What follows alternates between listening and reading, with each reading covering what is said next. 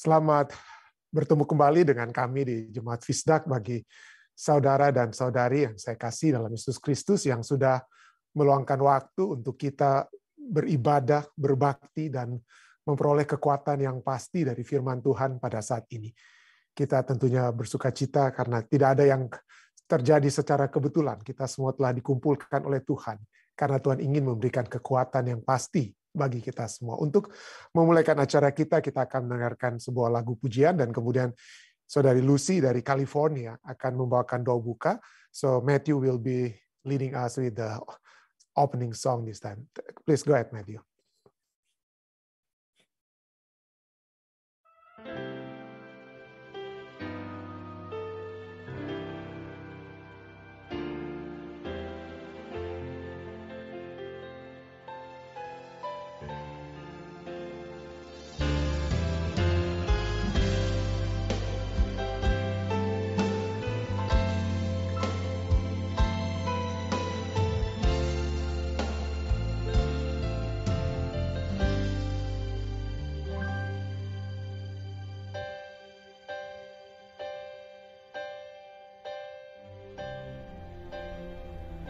To some it's just an emblem, a formality.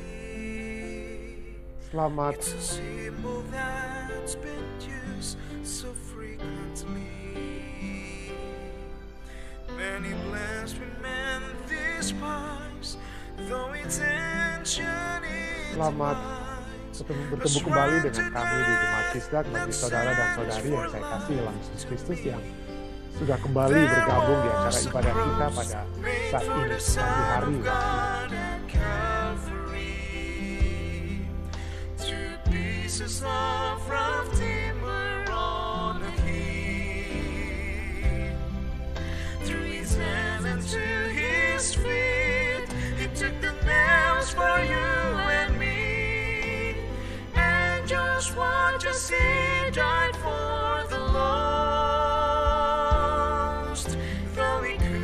walked away, he chose the cross.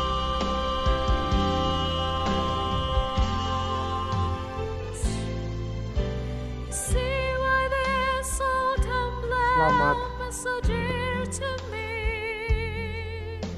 It stood for suffering, yet it brought us peace. It bridged the gap for me.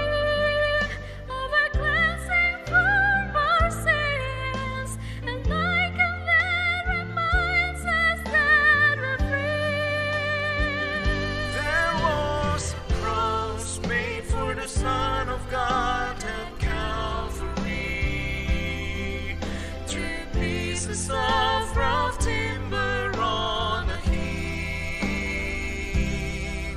Through his hands and through his feet, he took the nails for you and me. And just watch as he died for the lost. Though he could have walked,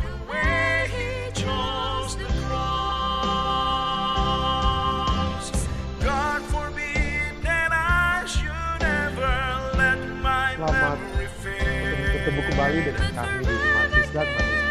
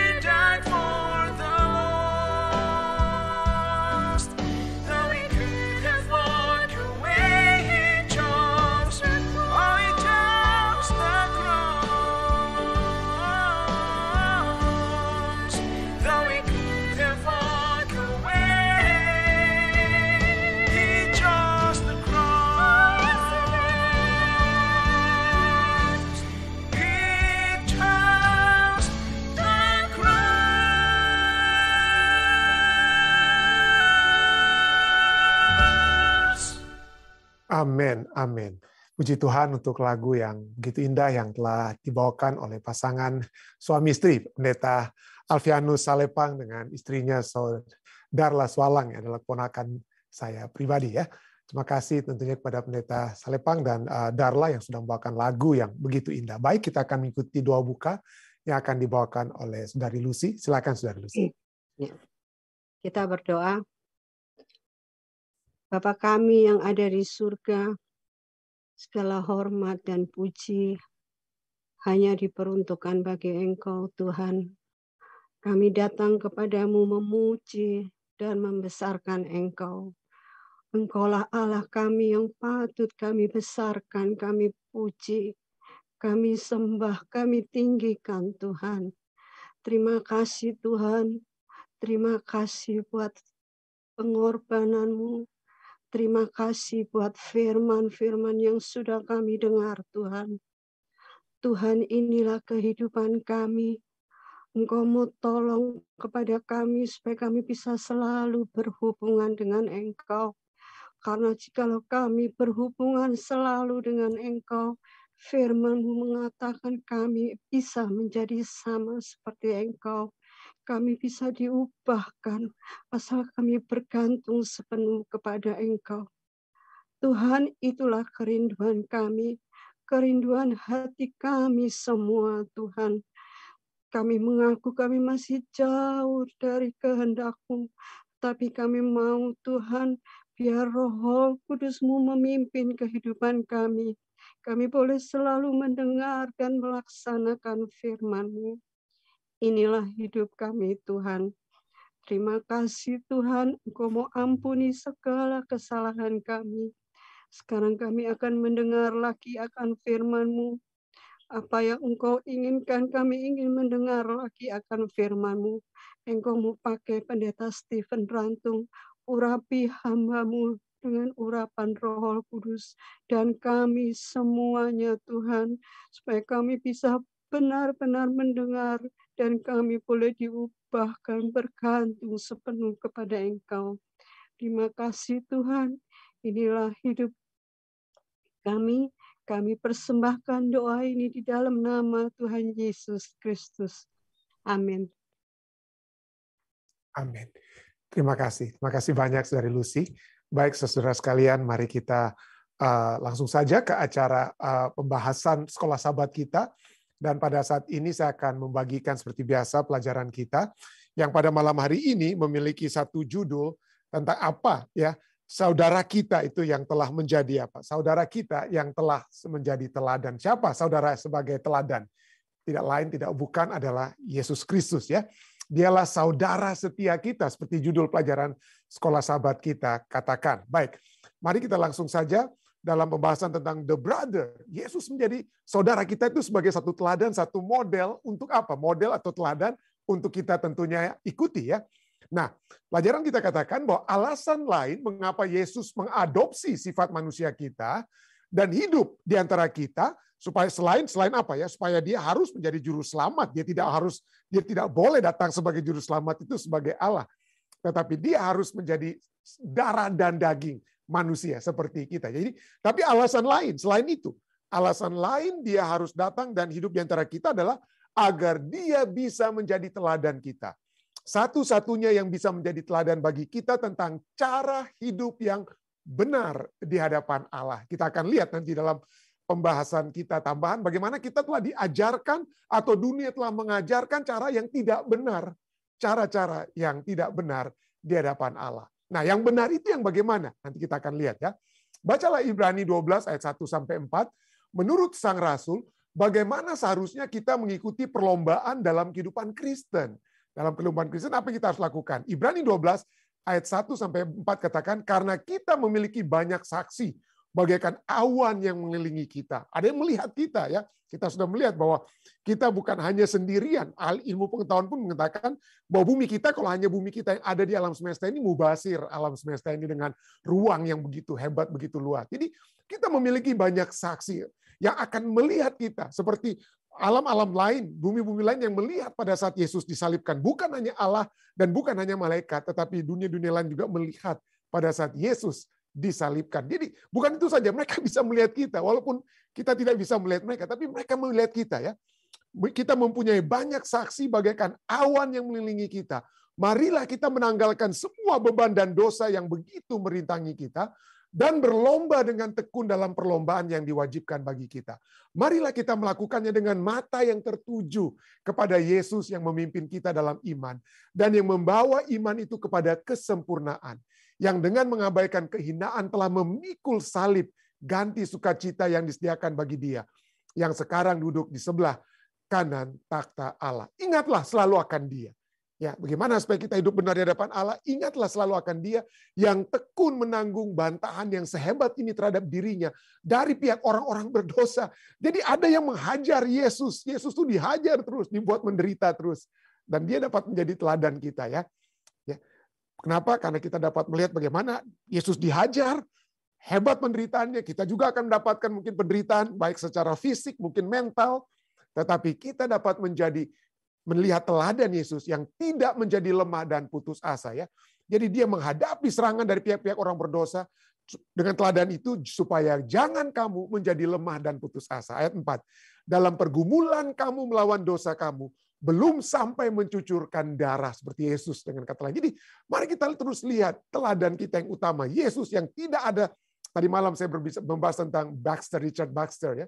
Tapi pengalaman Yesus itu jauh melebihi daripada Richard Baxter tentunya ya, atau pengalaman kita semua. Nah, dalam perikop ini Yesus adalah puncak dari daftar panjang karakter yang diberikan oleh Rasul Paulus sebagai teladan iman.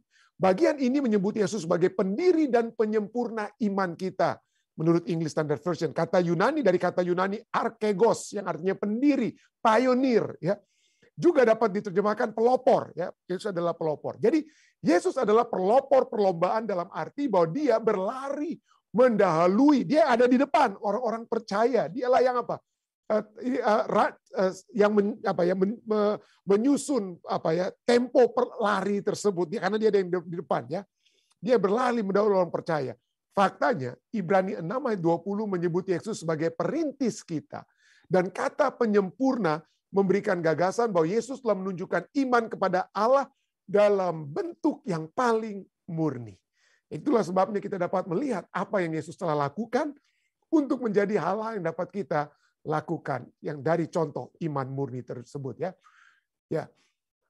Perikop ini mengajarkan bahwa Yesus adalah orang pertama yang mengikuti perlombaan kita dengan sukses, dan bahwa Dialah yang menyempurnakan seni tentang bagaimana hidup oleh iman itu.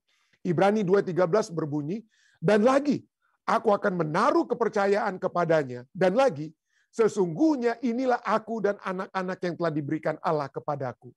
Apa yang terjadi di sini adalah bahwa Yesus berkata bahwa Dia akan menaruh kepercayaannya kepada Allah. Itulah sebabnya Dia menang. Ya, itulah sebabnya walaupun Dia dihantam oleh dunia, diserang oleh dunia, tapi Dia kuat. Kenapa? Karena Dia menaruh kepercayaannya kepada Allah. Dan apa yang dinyatakan di sini itu berhubungan dengan Yesaya 8 ayat 17 sampai 18. Ya, ayat-ayat tadi, apa yang disebutkan dalam Ibrani 2:13 adalah apa yang tercantum dalam Yesaya 8 ayat 17 sampai 18. Dan di Yesaya 8 ini berhubungan dengan apa yang terjadi di Yesaya pasal 7. Apa yang terjadi? Ya, Yesaya mengungkapkan kata-kata ini dalam menghadapi ancaman invasi yang mengerikan dari Israel Utara yang bergabung dengan kerajaan Aram. Kita sudah mempelajari pelajaran sekolah sahabat tentang kitab Yesaya waktu lalu ya. Itu terdapat dalam Yesaya 7 ayat 1 sampai 2. Dan imannya ini kontras dengan kurangnya iman Ahaz sang raja. Ya, iman daripada Yesus yang Yesus sudah tunjukkan, yang diinginkan, yang dinyatakan kepada Nabi Yesaya kepada Raja Ahaz, itu berbeda hasilnya. Kenapa? Karena Raja Ahaz tidak memiliki iman. Allah dikatakan, Allah menasihati Ahaz untuk percaya kepadanya, dan bahkan Allah menantang, Raja Ahaz, minta tanda daripadaku. Minta tanda apa saja. Biasanya kita nggak boleh ya, minta tanda mungkin ya, atau menguji Allah. Tapi kali ini Allah katakan apa? Minta tanda padaku, aku akan apa? Memberitahukan kepadamu tandanya untuk meyakinkan kamu bahwa aku akan membebaskan kamu. Itu kita bisa baca dari Yesaya 7 ayat 1 sampai dengan 11. Tapi apa yang terjadi? Walaupun Allah telah berjanji kepada Raja Ahaz itu sebagai anak Daud, bahwa Allah akan melindungi Ahaz sebagai anaknya sendiri, Tapi sekarang Allah dengan murah hati menawarkan Ahaz untuk mengkonfirmasi janji itu dengan sebuah tanda. Akan tetapi Ahaz menolak untuk meminta tanda. Ya, dia bilang, janganlah begitu Tuhan, saya nggak mau lah. Tapi dia tolak halus, tapi sebenarnya dia menolak dengan kata lain. Ahaz menolak untuk meminta tanda, dan sebaliknya gantinya dia menjadi meminta tanda, dia mengirim utusan ke Tiglat-Pileser, Raja Asyur, Raja Aram dengan kata lainnya, untuk mengatakan apa yang dia katakan. Aku ini hambamu dan anakmu. Jadi inilah sedihnya ya. Sedihnya, pelajaran kita katakan sedihnya, Ahaz lebih suka menjadi anak Tiglat-Pileser daripada menjadi anak Allah. Ya seringkali kita juga dapat menjadi hal yang sama ya. Allah memberikan jaminan kekuatan, jaminan keselamatan di tengah penderitaan kita, tapi kita mungkin lebih berpaling kepada orang ya yang dapat menolong kita. Tolonglah anakmu ini, ya, tolonglah saudaramu ini, siapa? Kita minta tolong kepada manusia ganti kepada Allah ya. Tapi Yesus sebaliknya memberikan contoh ya. Yesus sebaliknya menaruh kepercayaannya kepada Allah dan dalam janjinya bahwa dia akan letakkan musuh-musuhnya di bawah kakinya. Ibrani 1 ayat ini berkata demikiannya. Allah telah membuat janji yang sama kepada kita dan kita perlu percaya kepadanya sama seperti Yesus. Kita akan apa? Kita akan dikuatkan ya, kita akan dikuatkan. Tapi pertanyaannya, bagaimana kita bisa belajar untuk menaruh kepercayaan kita pada Allah tetapi dengan membuat pilihan setiap hari yang mencerminkan kepercayaan itu? Apakah dalam setiap hari, setiap keputusan-keputusan yang kita mau ambil, apa saja keputusan itu, adakah itu mencerminkan kepercayaan kita kepada Allah? Ya. Apa pilihan penting berikutnya yang perlu Anda buat? Dan bagaimana Anda bisa memastikan bahwa itu, pilihan-pilihan tersebut menunjukkan kepercayaan kita kepada Allah? Jadi pembahasan tambahan kita pada malam hari, kita coba untuk melihat 3 kata. Ya. 3 kata. Kata pertama adalah pilihan. Kata pertama adalah pilihan. Ya, jadi itu penting sekali. Kita harus menghadapi pilihan setiap hari. Yang kedua adalah apakah kita memiliki kepercayaan. Ya, kita percaya. Lalu kemudian apakah kepercayaan kita manifestasikan ke dalam penurutan kita. Kenapa? Karena setan juga bisa percaya Yesus itu anak Allah. Dia sebutkan Yesus itu anak Allah. Tapi setan tidak tidak menurut kepada Yesus. Dia percaya tapi dia tidak menurut kepada Yesus. Jadi kita bisa menjadi orang yang percaya, yang bilang kita punya iman, tapi kita tidak menurut. Nah itu kosong penurutan yang hanya didasarkan atas percaya, hanya dengan mulut doang orang Jakarta bilangnya. Jadi kita melihat kita memiliki pilihan, dan apakah kita mengambil keputusan terhadap pilihan itu berdasarkan kepercayaan, dan kepercayaan yang apa? Kita manifestasikan dengan penurutan yang dapat kita lakukan. Inilah 3 kata inti, 3 kata inti atau kunci. Ya. 3 kata inti dan 3 kata kunci tersebut. Pertama, pilihan. Ya. Di setiap hari kita menghadapi begitu banyak pilihan. Ya, begitu banyak pilihan. Nah tentu saja banyak. Itu kita yakini apa yang kita makan, kemana, jam berapa kita mau keluar, dan apa yang kita harus beli, dan lain sebagainya. Tetapi pada akhir-akhirnya, Alkitab mengatakan bahwa ujung-ujungnya di dalam kehidupan kita, ya itu pilihan-pilihan kecil, tapi kita akan dihadapkan kepada 2 pilihan yang besar. 2 pilihan besar, yaitu adakah kita mau menjadi hamba dosa atau hamba kebenaran. Itu saja pilihannya. Hamba dosa atau hamba apa? Kebenaran. Roma 6 ayat 17-18, tetapi syukurlah kepada Allah. Dahulu memang kamu hamba dosa, tetapi sekarang kamu dengan segenap hati telah mentaati pengajaran yang telah diteruskan kepadamu. Kamu telah dimerdekakan dari dosa, dan kamu menjadi hamba kebenaran. Jadi ada hamba yang dua-duanya seakan-akan kata hamba ini tidak enak, artinya budak. Kita harus diperbudak. Tetapi coba kita lihat, ada satu perbudakan yang justru di situ kita yang merdeka. Yaitu pada saat kita merdeka dari dosa, menjadi hamba kebenaran atau hamba Allah, pada saat kita menjadi hamba atau budaknya Allah, justru kita merdeka, saudara ya. Kita justru merdeka. Merdeka dari apa? Merdeka dari dosa, dari perhambaan dosa. Dan kita lihat bahwa tujuan kedatangan Yesus adalah memerdekakan saudara dan saya dari dosa. Kita dimerdekakan dari dosa. Ya, Roma 6 ayat 17 katakan, syukurlah hamba dosa, tapi dan kamu dimerdekakan. Jadi kita adalah tujuan itu adalah apa? Kita dimerdekakan dari dosa. Itulah tujuan Allah sehingga Yesus telah datang supaya kita merdeka dari dosa. Tapi inilah kita lihat bagaimana tujuan setan itu berbeda dengan tujuan Allah. Sejak semula dia sudah katakan kepada Adam dan Hawa, kamu Allah bilang begini, tetapi apa yang Allah bilang itu salah. Kalau kamu ingin bahkan menjadi seperti Allah, tidak harus menjadi hamba Allah, kamu bahkan bisa setara dengan Allah, maka kamu harus apa? Merdeka dari Allah, makan buah ini. Jadi tujuan setan selalu adalah supaya kita bukan yang merdeka dari dosa, tetapi supaya saudara dan saya merdeka dari Allah. Itulah sebabnya anak yang terhilang, dia pergi jauh-jauh dari bapaknya. Dia mencoba untuk apa? Merdeka dari Allah. Pada saat manusia menyatakan, saya ingin merdeka dari Allah, saya ingin menjadi Allah bagi diri saya sendiri. Saya ingin independen. Saya ingin apa? Segala sesuatunya pusatnya bukan kepada Allah, tapi kepada diri saya. Jadi itulah tawaran setan. Adam dan Hawa, anak yang terhilang. Kamu mau merdeka dari Allah, itu lebih enak, lebih bagus. Ya. Kamu bahkan menjadi sama seperti Allah.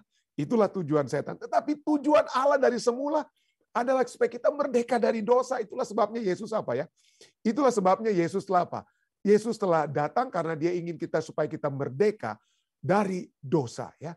Supaya kita merdeka dari dosa. Jadi Ibrani 5 ayat 8 sampai 9 berkata, sekalipun ia adalah anak, ia telah belajar menjadi taat, menjadi menurut ya dari apa yang telah dideritanya, dan sesudah ia mencapai kesempurnaannya, ia menjadi pokok keselamatan yang abadi bagi semua orang yang taat kepadanya. Jadi Yesus datang karena dia menurut kehendak Bapa.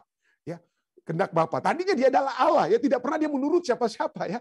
Tetapi pada saat dia menjadi manusia, maka disitulah dia menurut kepada Bapa. Dia harus apa? Menjadi manusia untuk menurut. Sebagai Allah, dia tidak bisa menurut siapa-siapa. Allah tidak perlu menurut karena dia yang dituruti. Tetapi karena dia menjadi manusia, itulah sebabnya dia harus menurut kehendak Bapanya. Itulah sebabnya walaupun dalam keadaan sengsara dia katakan, kalau bisa cawan ini berlalu daripadaku. Tapi bukan kehendakku yang jadi, kehendaknya sebagai manusia. Melainkan kehendak Bapa yang jadi. Itulah. Dan disitulah Bapa menyempurnakan, melengkapkan Yesus melalui penurutannya. Itu kita sudah pelajari tadi malam ya. Dan penurutan itu dialah menjadi pokok keselamatan ya. Jadi penurutan Yesus menjadi contoh teladan bagi penurutan kita kepada Allah. Jadi kita sudah lihat, kita ada pilihan ya. Kita harus ada pilihan. Tapi poin kedua harus ada apa? Penurutan ya. Kalau kita ingin dimerdekakan dari dosa, maka kita seperti Yesus harus apa? Melakukan kehendak Allah. Ya, melakukan kehendak Allah. Itu kita sudah pelajari waktu-waktu yang lalu. Untuk kehidupan yang merdeka dari dosa, maka kita melakukan kehendak Allah. Karena kalau kita kehendak Allah itu apa? Misalnya jangan membunuh, jangan mencuri, jangan berzina, itu kehendak Allah. Kalau kita ikut, kita merdeka.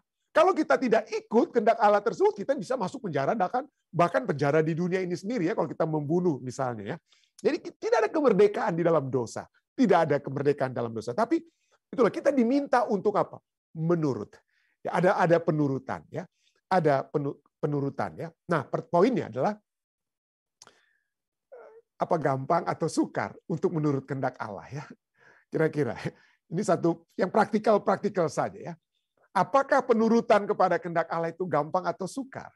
Kalau kita mau jujur, mungkin kita katakan, oke, mungkin saya tidak membunuh, tapi mengingini orang lain, aduh. Atau mungkin berdusta, aduh seringkali. Kalau kepepet, ya dusta putih pendeta, dusta ringan. Ya. Jadi kadang-kadang kita apa ya banyak rasionalisasi yang kita buat untuk mencegah orang kita tidak sakiti hatinya, kita berdusta sedikit dan lain sebagainya. Tapi inilah ya. Jadi dengan kata lain, menurut itu bisa menjadi satu hal yang sukar. Dan Yesus menyadari, saudara, Yesus menyadari bahwa menurut kehendak Bapa itu adalah satu hal yang sukar. Ya, dia katakan, misalnya dalam Matius 7 ayat 13-14 dikatakan, masuklah melalui pintu sesak ini karena lebarlah pintu dan luaslah jalan yang menuju kepada kebinasan dan banyak orang yang masuk melaluinya. Karena sesaklah pintu dan sempitlah jalan yang menuju kepada kehidupan kebenaran. Dan sedikit orang yang mendapatinya. Ada 4 perbandingan di sini kita lihat ya. Yang pertama perbandingan tentang pintu. Ada pintu yang apa? Sesak. Dan ada pintu yang lebar. Yang mana yang sesak? Yang untuk kehidupan atau untuk kematian? Yang untuk penurutan kepada Allah itu yang sesak atau yang sesak atau yang lebar? Yang sesak, pintu yang sesak itu ya. Lalu ada juga jalan yang sempit dan jalan yang luas ya.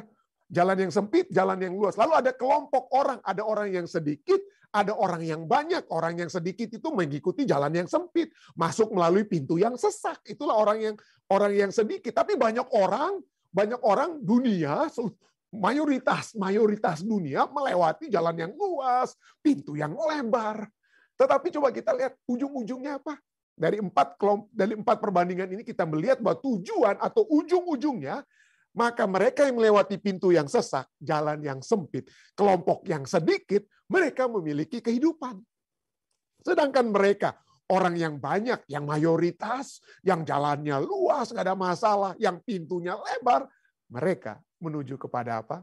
Mereka menuju kepada kebinasaan. Jadi inilah kita bisa melihat bahwa Alkitab, Yesus sendiri sudah mengatakan, wah, perhatikan, memang tidak gampang untuk menurut. Menurut itu bisa apa? Menurut itu bisa sangat sukar. Ya, kita bahkan bisa melawan banyak orang, melawan suara mayoritas. 1 Yohanes 5:19. Kita tahu bahwa kita berasal dari Allah dan seluruh dunia itu berada di bawah kuasa si jahat. Ya, itu sebabnya yang masuk ke dalam bahtera itu hanya 8, saudara-saudara. Nah, di perhitungan ilmuwan Alkitab katakan mungkin ada 500-an ribu, setengah juta penduduk bumi minimal di zaman apa? Di zaman setengah juta penduduk bumi di zaman Nuh, tapi hanya 8 orang. Sepersekian itu saja ya. Kenapa? Karena lebar jalan dunia ini. Seluruh dunia itu berada di bawah kuasa apa? Jahat. Dan bukan itu saja. Ya, Yohanes 15 ayat 18 sampai 19, seluruh dunia yang berada di bawah kuasa si jahat, apa yang mereka akan lakukan? Mereka akan membenci kamu. Ya, mereka akan membenci kamu. Ia telah lebih dahulu membenci Yesus. Yesus katakan, dunia telah lebih dahulu membenci aku daripada kamu. Sekiranya kamu dari dunia, tentulah dunia mengasihi kamu sebagai miliknya. Kalau itulah sebabnya yang Bapak Simatupang katakan, kalau kita berada di gengnya setan, itu kita berada di mana? Miliknya setan, ya dia nggak usah susah payah lagi kepada kita. Makanya jalan kita lebar, pintu kita lebar-lebar semua. Nggak ada masalah kita. Ya. Tentulah dunia mengasihi kamu sebagai miliknya. Tetapi karena kamu bukan dari dunia, melainkan aku telah memilih kamu dari dunia. Sebab itulah dunia itu membenci kamu. Dan inilah, dunia itu mengajarkan begitu banyak kelebaran yang seakan-akan itu yang terbaik, yang diikuti oleh kelompok mayoritas. Orang-orang aja nggak apa-apa pendeta, 7-Eleven, hidup bersama dan lain sebagainya, nggak apa-apa ya. Open marriage silakan, enak tuh, dunia itu ajarkan, is oke-oke aja. Kenapa? Karena dunia mengajarkan bahwa seperti saya pernah sebutkan lalu ya, seperti apa dikatakan filsuf ini ya, Henry Thoreau, dia katakan apa? Ketidaktaatan, ketidakpenurutan adalah dasar sejati dari kebebasan. Jadi kalau kita mau bebas, jangan menurut. Nggak ada itu peraturan-peraturan yang harus dituruti. Kita bebas-bebas saja lah. Kalau Anda mau bikin apa sesuatu, yang penting Anda suka menghasilkan sesuatu yang menyukakan hati Anda, mau punya banyak istri, mau punya pacar, silakan. Itu adalah foundation of liberty. Itu adalah apa? Dasar sejati dari kebebasan. Di obedient, kalau Anda mau menjadi orang-orang penurut, Anda ada jadi hamba terus. Jadi jangan menjadi hamba. Jadi itulah dunia ya. Itulah yang dunia katakan. Dan dunia semakin lama semakin apa? Meninggalkan Tuhan. Karena itulah tujuan setan. Tujuan setan adalah memisahkan kita dari Allah. Kita dipisahkan. Jadi Allah dipisahkan. Kehendak-kehendak Allah dipisahkan. Banyak orang tidak mau lagi beragama itu bukan karena apa-apa. Karena mereka tidak mau mengikuti kehendak Allah. Sebagai umat-umat Allah. Mereka nggak mau lagi itu kehendak-kehendak Allah. Jangan bersinah. Wah, enak tuh bersinah. Saya pernah bilang waktu lalu ya, satu buku yang saya suka sekali ya, judul bukunya The Making of an Atheist, James Spiegel. James Spiegel katakan apa? Dia menyelidiki semua ahli-ahli dunia ilmuwan dan lain sebagainya yang ateis, dan dia selidiki kehidupan pribadi mereka. Wah, memang kawin-mawin itu, Richard Dawkins dan segala macam tuh, waduh, kawin-mawin, berselingkuh kiri kanan. Itulah sebabnya setelah dia membahas tentang semua tokoh-tokoh ateisme dunia yang terkenal, kemudian dia katakan apa? James Spiegel memberikan kesimpulan bahwa ateisme sama sekali bukan konsekuensi dari keraguan intelektual. Bukan karena orang-orang ateis ini bilang, aduh, mana itu bukti tentang Allah? Nggak ada. Allah tidak bisa dibuktikan secara intelektual. Bukan. Ateisme sama sekali bukan konsekuensi dari keraguan intelektual. Keraguan seperti itu, mereka hanya meragukan tentang kealahan, adanya Allah atau tidak ada Allah. Keraguan itu hanyalah gejala dari akar penyebab. Dan penyebab mereka sebab mempertanyakan Allah adalah karena mereka memiliki pemberontakan moral rebellion. Jadi tidak heran James Spiegel kesimpulannya apa? Bagi seorang ateis, bahan yang hilang, the missing ingredient, yang menyebabkan seseorang menjadi ateis seperti Richard Dawkins, itu bukan karena dia tidak dapat bukti tentang Allah, bukan karena dia tidak bisa pikir, wah Allah itu di mana ya? Bagaimana itu Allah? Bukan karena dia tidak bisa berpikir tentang bukti tentang Allah, karena bukti tentang Allah di alam semesta itu begitu banyak, saudara ya. Tapi bagi orang ateis, bahan yang missing bukannya bukti, tetapi ketaatan. The missing ingredient is not evidence, but obedience. Ya, bukanlah bukti, tetapi ketidakpenurutan. Tapi itulah manusia di dunia ini telah memutarbalikkan. Jadi hal-hal yang tadinya dilarang oleh agama, hal-hal yang tadinya merupakan norma-norma masyarakat, jangan ambil istri orang lain, jangan bersinah, jangan begini dan gitu. Mereka bilang, siapa yang harus atur kita saat ini? Kalau kita mau sama-sama dewasa, sama-sama suka, apa masalahnya? Dan ini ajaran-ajaran dunia yang disebut dengan istilah sekarang moralitas baru. Jadi karena moralitas yang lama dianggap kuno, orang dunia sekarang menggantikan moralitas dengan moralitas namanya moralitas baru. Ada seorang penulis, ini bukunya ya, Edward Rubin. Edward Rubin adalah seorang profesor law and political science di Vanderbilt Law School. Dia menulis tentang soul, jiwa, self, diri kita, dan society, dan masyarakat. A new morality and the modern state. Jadi kehidupan modern, kemasyarakatan yang modern. Dia katakan, hey, pendeta-pendeta atau siapalah orang-orang yang itu ya masih percaya tentang moralitas, jangan bicara tentang moralitas di Amerika ini semakin merosot. Jangan pernah bilang Amerika ini moralitasnya bukan merosot. Jadi kalau orang-orang Amerika itu udah nggak ke gereja, orang Amerika itu udah kawin-mawin bebas dan lain sebagainya, hubungan bebas seperti artis-artis Hollywood, itu bukan karena moralitas mereka itu sudah apa? Sudah menurun, bukan menurun tetapi berubah. Jadi to say morality is declining is not correct, itu nggak benar. Yang benar adalah moralitas di Amerika ini sudah apa? Berubah. Dan Amerika menjadi satu pattern menjadi moralitas di Indonesia. Orang-orang di Indonesia pun, waduh, kalau mungkin ya, saya nggak tahu, tapi nggak semuanya mungkin ya. Tapi ikut-ikut moralitas Amerika. Ya. Karena pandangan di Amerika bukannya merosot, tapi berubah, berfata morgana, ya, menyesuaikan diri dengan keadaan apa?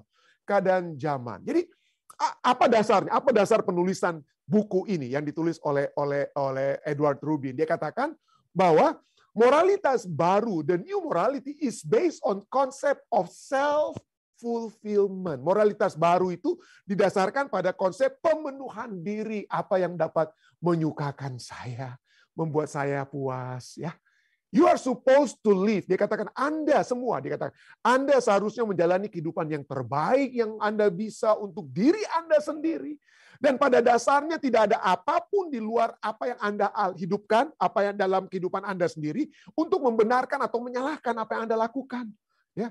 Segala sesuatu itu dengan kata lain tergantung pengalaman pribadi. Kalau Anda senang dengan bersinah, ya go ahead.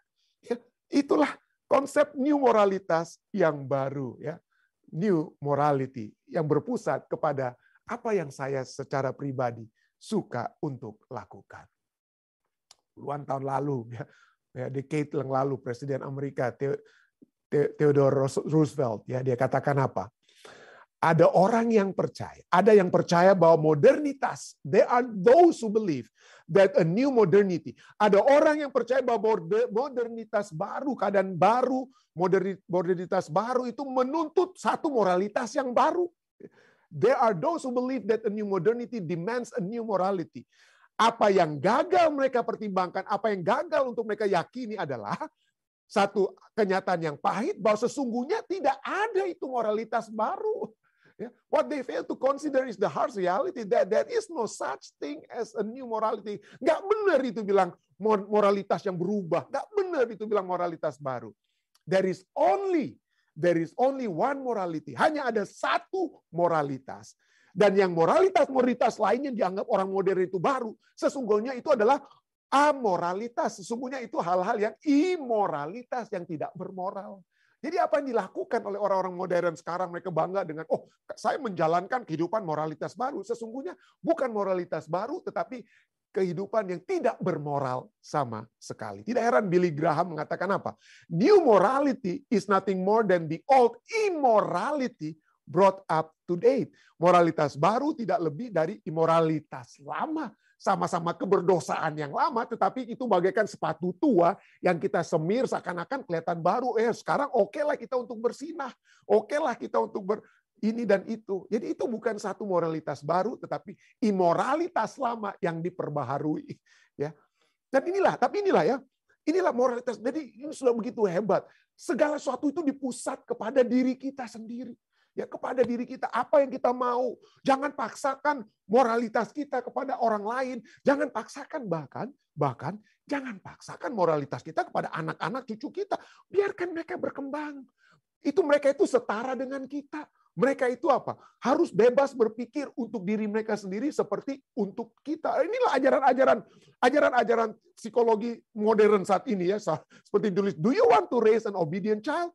Bahaya itu. Kalau kita mendidik anak kita untuk menjadi anak yang penurut, dengan kata lain, walaupun dia secara pelan-pelan dikatakan yang penurutan total, tapi dikatakan apa? Kalau kita jangan inti daripada artikel ini, jangan membuat anak kita itu betul-betul menjadi anak yang penurut. Kalau kita menurut berarti kita apa? Kita paksakan dengan apa yang kita pikirkan kepada mereka. Biarkan pikiran mereka berkembang. Kalau mereka mau menangis, mereka mau minta ini, biarkan mereka, biar saja mau bikin apa, biarkanlah anak-anak itu sendiri.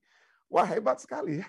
Bukan itu saja. Saya pernah juga sampaikan bahwa di Amerika Serikat, satu hari sebelum hari kemerdekaan Amerika, tanggal the 3rd of July, setiap tanggal 3 Juli, itu disebut di Amerika itu namanya Disobedience Day.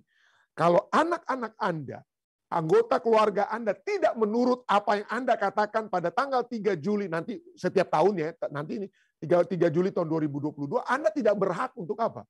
Anda tidak berhak untuk menghukum mereka. Anak-anak itu bebas lakukan apa saja untuk tidak menurut Anda. Ya, jadi tidak menurutan.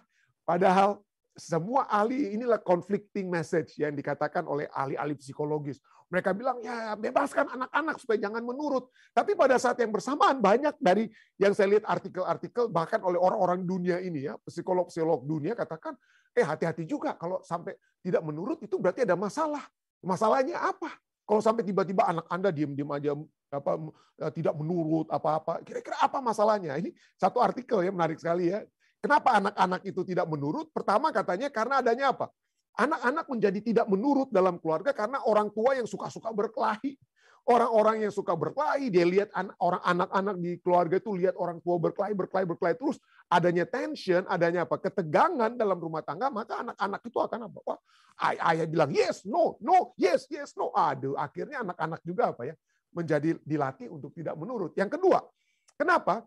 Karena adanya model yang tidak alkitabiah. Nah, penulis artikel ini orang Alkitab ya. Dia katakan apa? Ada model yang anak-anak itu lihat. Kok anak-anak lihat tuh Alkitab dibilang, pendeta bilang jangan marah-marah. Tapi ini bapak ibunya wah berantem terus, marah-marahan terus di depan mereka. Kok bapak ibunya dibilang mengasihi sesama, tapi kok ngomongin jelek terus tentang orang lain.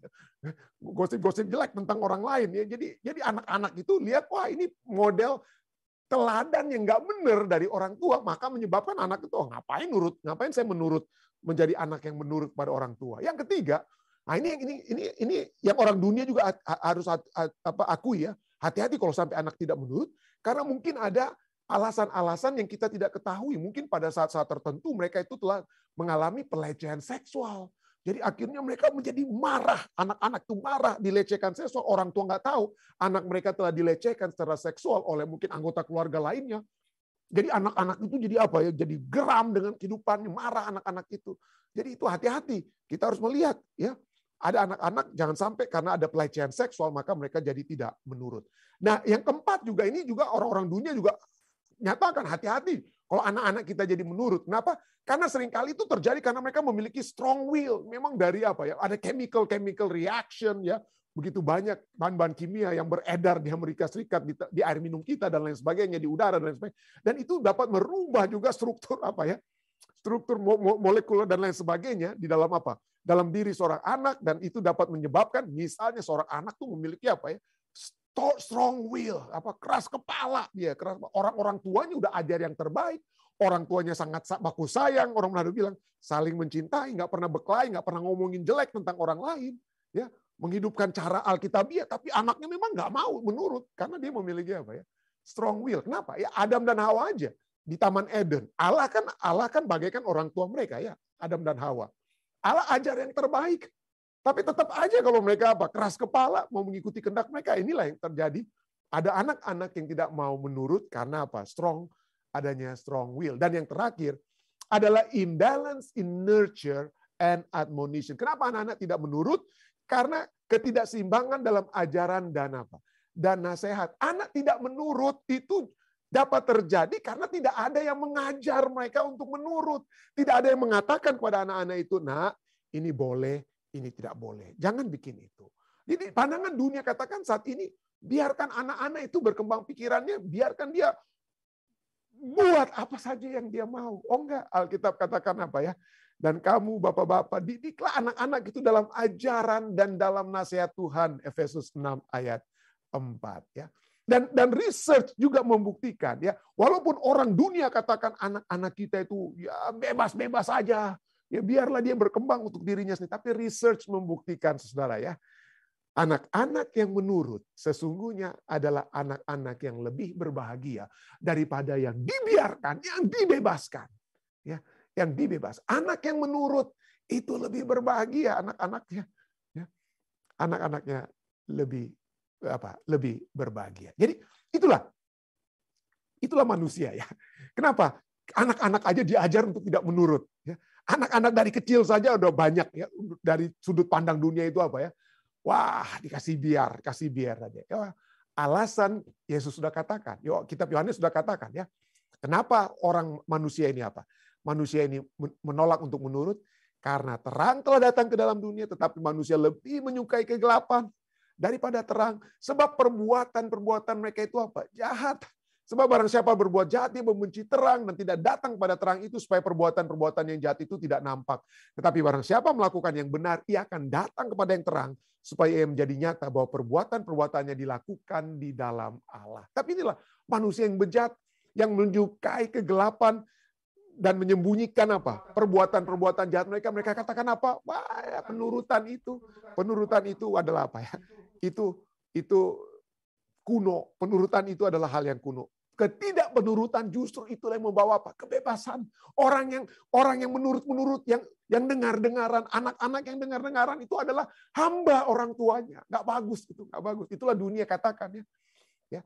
Dan itulah dunia mengajarkan kita untuk bebas untuk tidak menurut. Itulah yang dunia ajarkan. Bebas untuk tidak menurut.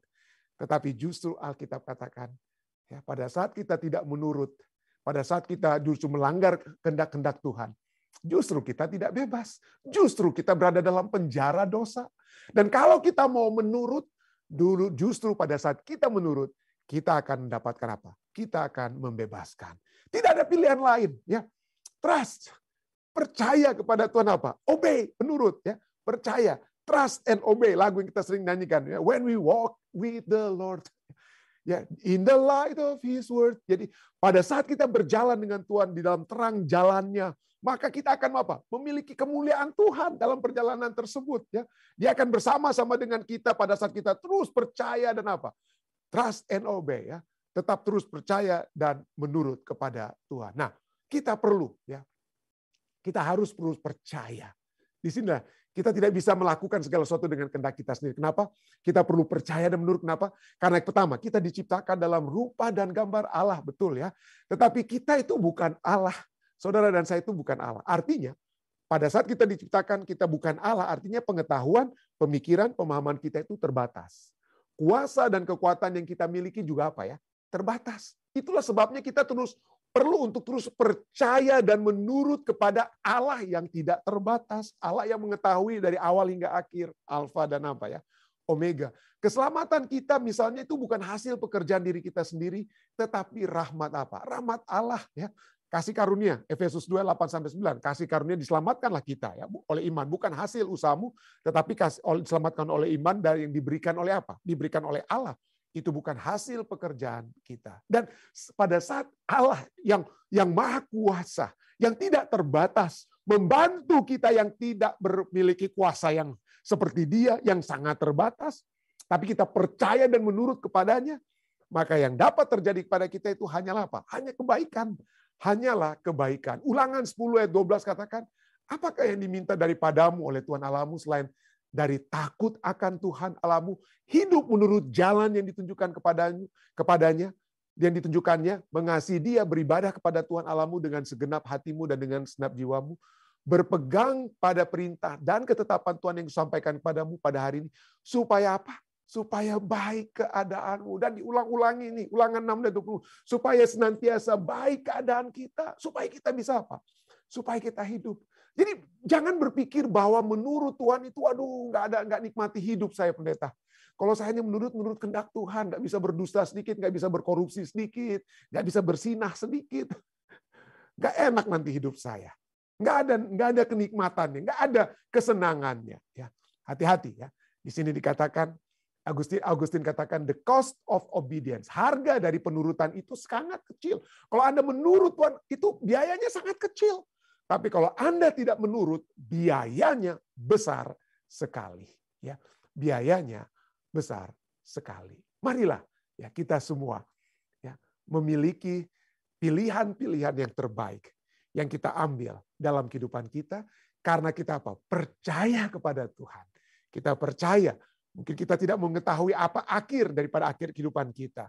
Kita tidak tahu apa akhir daripada permasalahan-permasalahan yang kita alami dalam dunia ini. Tetapi kita percaya kepada Dia yang sudah mengatasi segala sesuatunya. Karena Dia adalah Allah yang Maha Kuasa. Maka kalau kita percaya, baiklah kita apa? Kita menurut. Dan penurutan kepada Dia itu bukanlah sesuatu hal yang apa ya? Yang memberatkan ya. Itu adalah apa? Itulah adalah hasil penurutan itu bukannya adalah hasil daripada iman kepada kita yang percaya. Kalau kita tidak menurut, maka itu adalah hasil dari ketidakpercayaan kita. Dan kita yang percaya, apa yang kita lakukan? Kita akan mengasihi. Kalau kita percaya Tuhan, kita akan mengasihi Dia dan menuruti segala perintah-perintah Tuhan. Yohanes 14 ayat 15. Saya bawa ini dalam nama Yesus. Amin. Baik, saudara sekalian, terima kasih masih bersama-sama dengan kami. Jika ada tambahan ya, pertanyaan dari pembahasan yang dari 3 kata yang cukup luas ini, mungkin satu kata itu saja sudah bisa menjadi satu khotbah ya, tapi mungkin ada 3 khotbah ini digabung pada saat ini. Ya, jadi mungkin ada tambahan, mungkin jika ada hal dapat ditambahkan. Ada? Papi, Om Rain, silakan. Boleh di-unmute, Matthew, can we unmute? Ya. Ya, yang akan bicara sekarang sudah diizinkan Matthew sudah kasih loss istilahnya ya, supaya bisa di-unmute dan bisa bicara. Silakan, Papi, ya. Oh, kita senang sekali pekabaran mengenai banyak saksi itu dalam Ibrani 1 itu. Ibrani 12 ayat 1 dan selanjutnya. Saksi-saksi itu dari planet-planet lain yang ada mungkin manusia menyaksikan. Tetapi kita juga bisa melihat saksi-saksi itu adalah saksi-saksi iman yang di ayat-ayat sebelumnya. Ya. Jadi saksi iman, mereka belum dapat melihat seluruhnya sampai Yesus datang, tapi mereka sudah menyaksikan. Thank you. Terima kasih tambahannya, betul sekali, baik sekali, melengkapi ya, makasih. Om Rain, silakan. Pendeta sudah sangat jelas. Terima kasih, sempurna sekali pembahasannya. Terima kasih juga untuk Pendeta Rantung Senior yang sudah memberikan suatu pikiran yang sangat baik. Baik, terima kasih. Mungkin ada tambahan lain dari live stream. Saya lihat tangan-tangan yang dapat diangkat. Saya bisa. Ya, silakan Bapak Simatupang.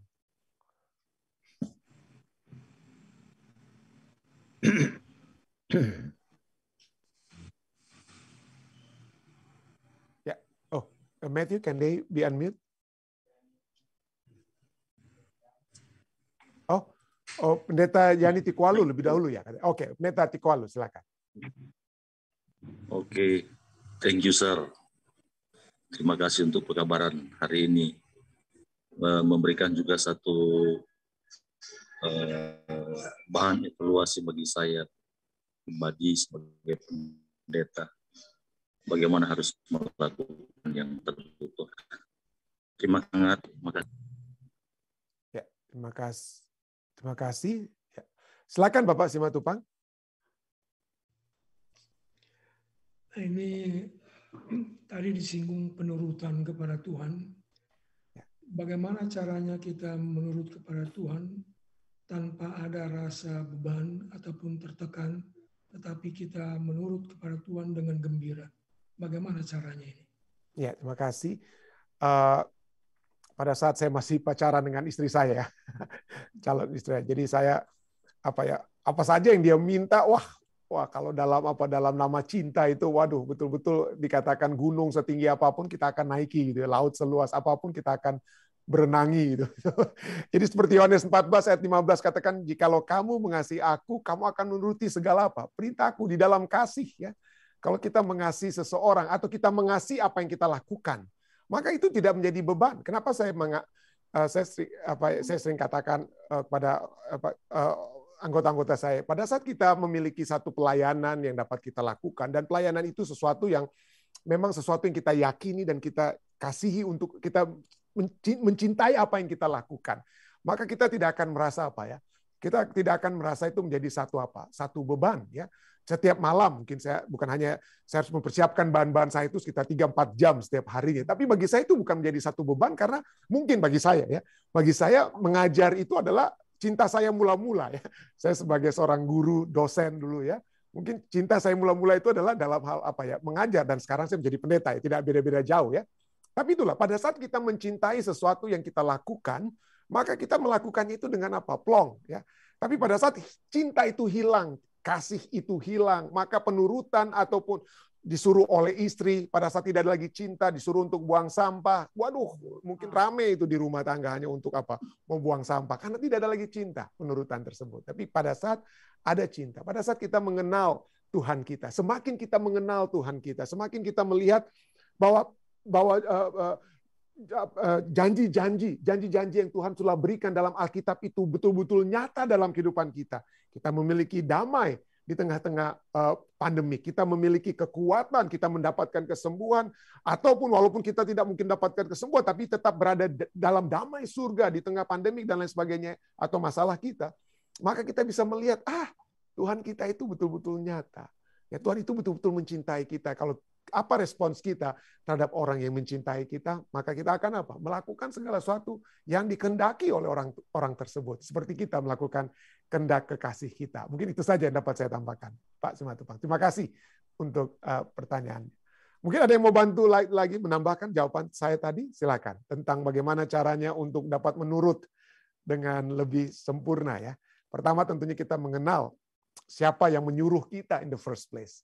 Ya, kalau yang menyuruh kita adalah orang yang kita kenal, yang kita cintai, tentunya kita akan menurut dengan hati yang plong, ya, hati yang gembira. Ya.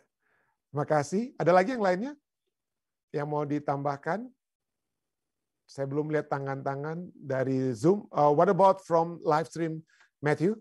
Anybody has a question? No question from the live stream. Oke, baik saudara sekalian, jika tidak ada pertanyaan dari live stream, kita akan masuk tentu saja bagian kedua di acara ibadah kita. Kita akan saling menguatkan satu dengan yang lain. Saya minta kalau ada kesaksian-kesaksian doa, bukan supaya pada saat saya meminta dari saudara-saudari sekalian, bukan hanya saya yang akan mendoakan, tetapi juga ada tim doa dari Fisdak yang akan mendoakan. Dan bukan itu saja, saya juga mendapati bahwa saudara-saudara lainnya yang ada di Zoom ini seringkali juga mendengar apa yang Anda sampaikan tentang pokok-pokok yang akan didoakan, sehingga mereka juga mendoakan. Jadi bukan hanya saya sebagai pendeta di Fisdak atau tim doa kami di Jemaat Fisdak mendoakan, tapi ada juga saudara-saudari lainnya yang telah berbakti bersama-sama kita, yang mendengarkan pokok-pokok permohonan doa Anda dan mendoakannya. Dan inilah mungkin ada yang pikir, aduh Pendeta Rantung lupa mendoakan apa yang saya sampaikan tadi, ya. Karena begitu banyak mungkin ada dalam pikiran saya, seringkali saya sudah mungkin ada yang terlupa. Saya mohon maaf kalau saya sempat melupakan, ya, ada yang sudah disampaikan. Tapi ketahuilah bahwa ada tim doa, ada orang-orang lain yang akan mendoakan, dan bukan itu saja, Tuhan sendiri tentunya sudah mendengar permohonan Anda walaupun tidak sempat saya sambung dengan doa tersebut. Baik, terima kasih. Mungkin ada yang ingin disampaikan dari live stream, dari Zoom yang dapat saya lihat. Ada kira-kira dari Zoom? Susah kali tadi nih buka suaranya, jadi. Oh oke, Ibu Heni, ya dari sudah kemarin nggak bisa. Dari kemarin juga saya mau kasih kesaksian kan. Oh silakan Ibu Heni. Gini ya, kan kemarin tentang penderitaan gitu ya. Jadi kalau bagi saya pendeta, saya itu bahwa penderitaan itu adalah suatu berkat yang paling besar bagi kehidupan saya. Yang saya rasakan ya. Waktu saya belum kenal Tuhan Yesus, saya juga mengalami penderitaan Bapak. Suami usahanya bangkrut sampai kabur dari Medan ke Jakarta. Nah, di Jakarta sinilah saya baru kenal Yesus. Sekalipun memang hidup kami susah, tapi pada tahun 86 saya sendiri melihat Yesus, maka saya kenal Yesus. Nah, pengenalan Yesus kan lebih besar ya berkatnya daripada harta kan. Nah, jadi itu yang saya merasakan betapa besar, betapa baiknya Tuhan sekalipun saya harus kehilangan semua harta kekayaan suami saya, disita semua rumah, mobil, toko semua habis. Tapi saya mengenal Yesus sebagai Tuhan dan Juru Selamat. Udah itu sekarang ini saya membawa saya lebih dekat kepada Tuhan. Kenapa? Saya kan suka cari duit. Kalau waktu muda itu benar-benar soal apapun pakai otak terus uang. Yang penting saya bisa bikin apa, saya cari uang. Tapi sejak tangan saya ini sudah jarinya pada bengkok semua, kaki saya juga susah untuk berdiri jalan. Jadi saya sekarang kan terpaksa saya di kamar duduk atau di ruangan tamu duduk ya baca Alkitab aja. Nonton TV juga nggak suka lagi sekarang, sudah ada 6 tahun kali. Nggak suka semua, yang paling suka yaitu baca Alkitab, dengar khotbah, apa-apa gitu aja. Jadi makanya saya bilang penderitaan itu adalah berkat yang terbesar. Paling besar. Ya, nggak bisa dengan uang kita beli membawa diri kita lebih dekat kepada Tuhan. Kecuali kita dalam kesusahan, kita kan pasti minta tolong sama Tuhan, terus bersandar, bergantung kepada Tuhan. Seperti Ayub kan, dia menderita, dia mengenal Tuhan. Jadi kalau ada yang menderita pun, janganlah pernah kecil hati. Jangan kecewa, jangan putus asa. Kenapa? Coba renungkan baik-baik. Dekat sama Tuhan tuh susah loh, sulit kan? Tapi karena Tuhan itu Roh Kudus bekerja dalam hati kita, kita terus bergantung kepada Tuhan, ya ingin dekat Tuhan. Tuhan, jangan waktu aku mati itu menderita. Biarlah aku sekarang ini menderita, nggak bisa gini, nggak apa-apa. Kalau mati menderita itu yang paling sulit. Bagaimana orang kaya sama Lazarus itu kan? Itu satu contoh, sudah saya rasakan begitu sakitnya kalau senang bahagia hidup, matinya sengsara. Buat apa ya? Lebih baik saya hidup sengsara, jangka waktu cuma pendek. Mati kekal lama-lamanya. Kalau kita bangkit kan kita hidup, kita kan bahagia kan sama Tuhan. Nah itulah saya sering cerita sama Gibson juga. Pernah saya cerita sama dia, Gibson, kita menderita sekarang nggak apa-apa. Itu adalah berkat yang terbesar. Jadi kita harus semangat sekalipun menderita apapun. Ya nggak apa-apa, Tuhan nggak pernah meninggalkan kita. Itu saja yang saya mau sampaikan. Nah tentang penurutan memang susah ya pendeta. Kita penurutan sering kita dibenci orang, dimarah orang. Kenapa? Karena kita jujur, benar ngomongnya. Kadang-kadang kan kita ngomong jujur, orang nggak suka sama kita kan. Nah, anak juga gitu kadang-kadang kalau saya dia udah nggak suka. Padahal kebenaran. Kayak pendeta aja khotbah dia bilang gitu. Ya itulah saya. Ya, terima kasih. Terima kasih Ibu Heni. Terima kasih untuk kesaksiannya. Terima kasih. Ya. Baik, ada lagi dari saudara sekalian? Jika tidak ada, kita akan masuk ke bagian kedua acara ibadah kita. Seperti saya katakan tadi, doa tadi ya. Ada yang mau disampaikan? Matthew from live stream, I mean.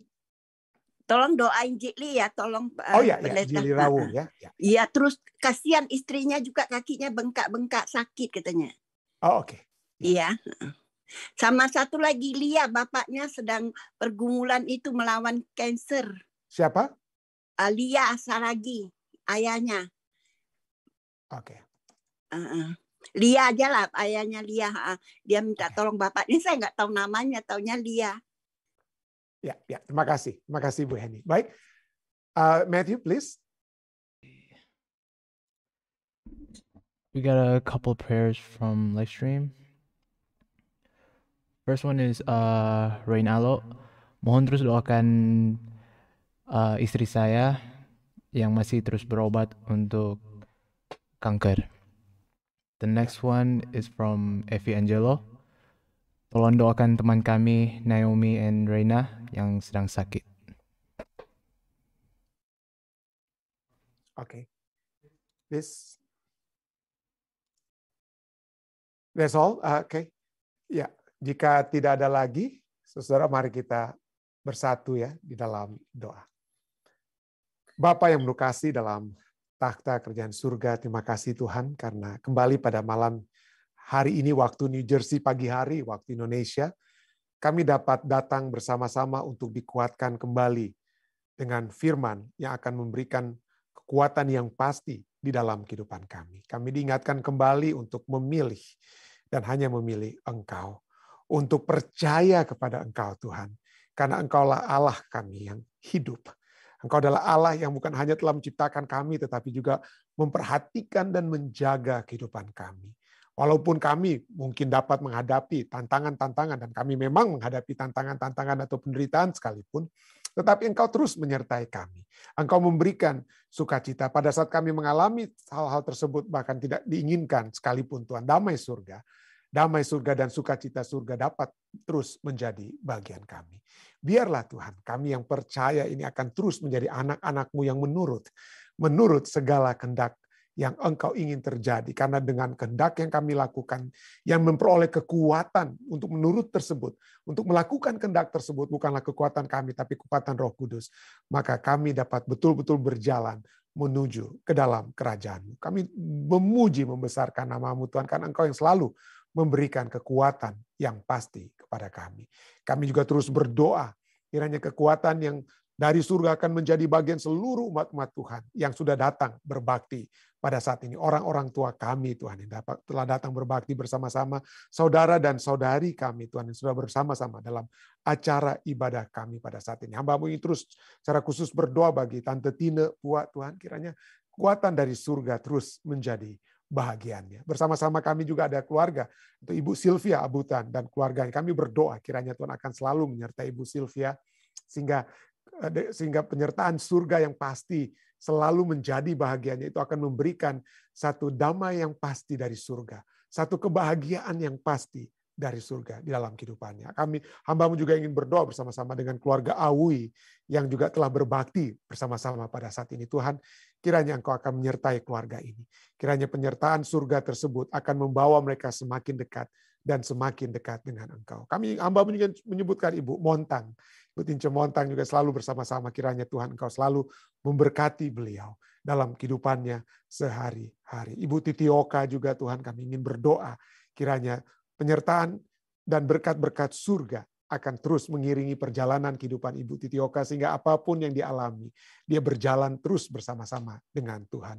Kami juga terus berdoa bagi hamba-hamba Tuhan yang berbakti pada saat ini, Papi, Mami, Om Rain. Kami juga berdoa bagi Pendeta Tikwalu, Pendeta Sitorus, dan hamba-hamba Tuhan lainnya juga bersama dengan kami melalui live stream, Pendeta Rain Alo, Tuhan. Kami berdoa bagi Ibu Pendeta yang terus bergumul, yang masih terus bergumul dengan penyakit kanker yang dia alami. Tuhan, Engkau dapat menilik keberadaan mereka, Engkau mengetahui kebutuhan mereka, Engkau mengetahui jalan yang terbaik yang dapat terjadi bagi Ibu Rain. Dan jika kesembuhan adalah satu hal yang dapat menjadi bagiannya, maka biarlah itu terjadi sesuai dengan kehendak-Mu. Tapi jika tidak, sekalipun Tuhan, kuatkanlah selalu keluarga ini.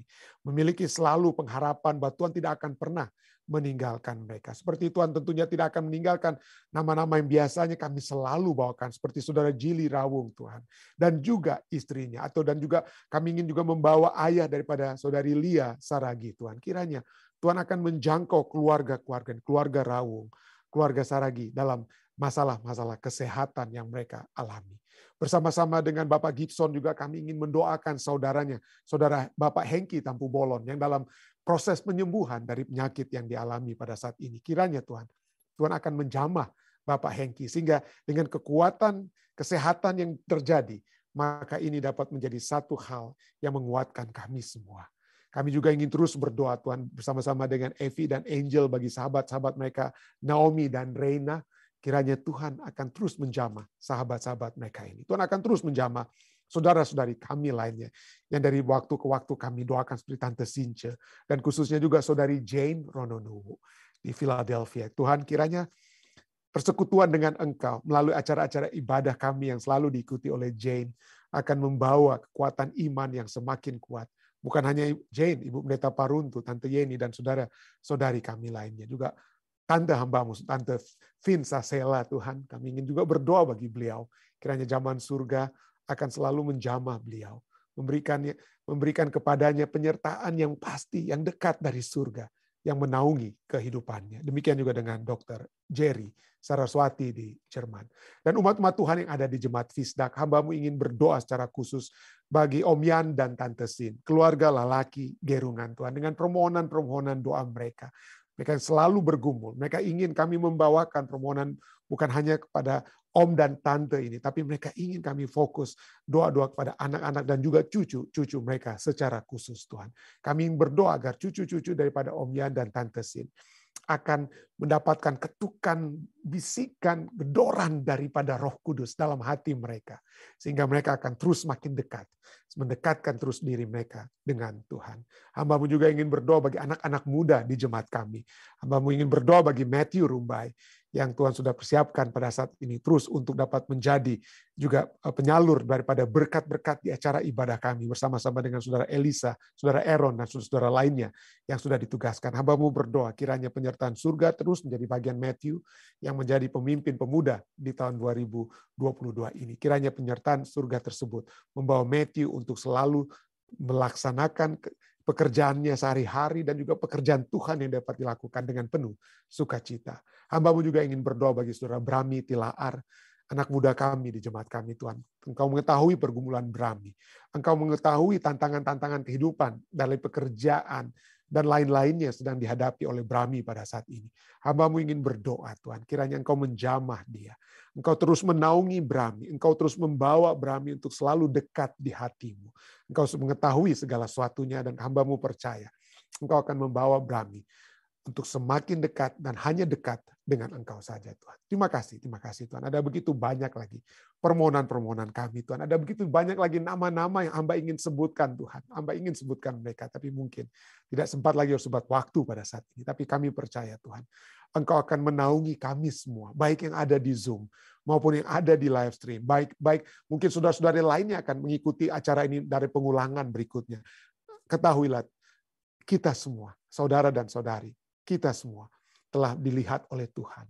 Tuhan akan memberkati kita semua. Tuhan akan membawa kita semakin dekat di hatinya. Inilah doa dan permohonan kita semua. Inilah permohonan kami Tuhan. Yang hamba bawa hanyalah di dalam nama Yesus Kristus, Tuhan dan Juru Selamat tebus kami. Amin. Sekali lagi terima kasih banyak saudari sekalian ya yang telah berbakti bersama-sama dengan kami di Jemaat Fisdak. Sampai bertemu besok malam di acara kesimpulan pelajaran sekolah sahabat kita yang akan dibawakan oleh Pendeta Muda Tulus Nainggolan. Stay safe, stay healthy ya. Kita akan bertemu kembali. Tuhan memberkati kita semua. Oke.